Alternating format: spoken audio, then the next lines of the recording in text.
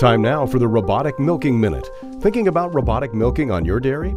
Here with us now is Greg Larson from GEA Farm Technologies to discuss planning and management tips for robotic operations. Greg, dairy producers have a lot of decisions to make regarding their day-to-day operation. They want to make the right choice for their cows, and the idea of whether or not to implement robotic milking, I would think, would be at the top of that list, wouldn't it? Absolutely. The decision to go from pie stall or milking parlors to robotics is a ginormous decision.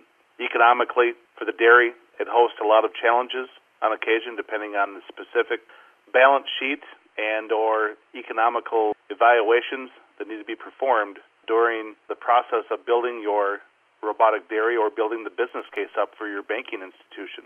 So they will allow you to borrow the efficient funds to do the construction of the facility.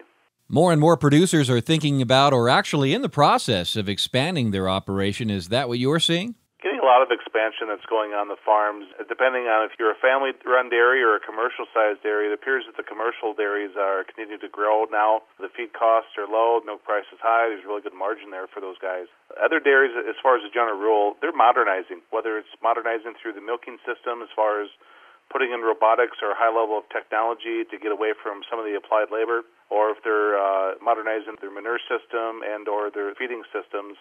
Dairies are looking to become more profitable on the cow numbers that they're currently servicing on that farm. So modernization, whether it's through the manure systems, through the feeding solutions, and the milking systems, you see a lot of modernization happening on the farms right now. Does it matter the size of the herd? No, it appears that once people are committed to the dairy industry, I'd say 80% of these farms do have the long-range goals in order to grow their dairy at a certain rate per year and or to harvest more milk more effectively per year than what they've done in the past years.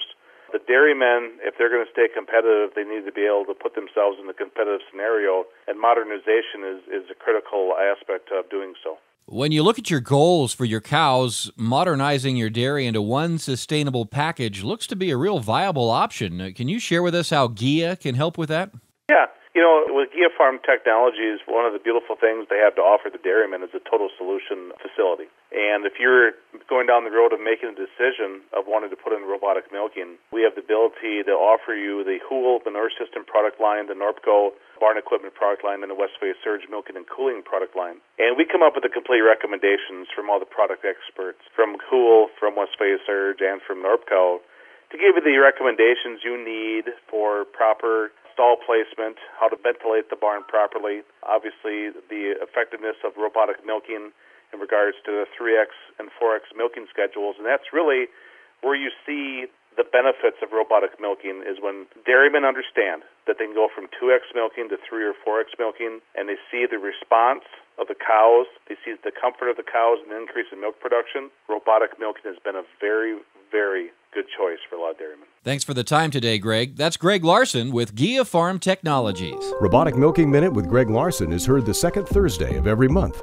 Brought to you by GEA Farm Technologies and MI1, the no-compromise robotic system to enhance your future in dairying.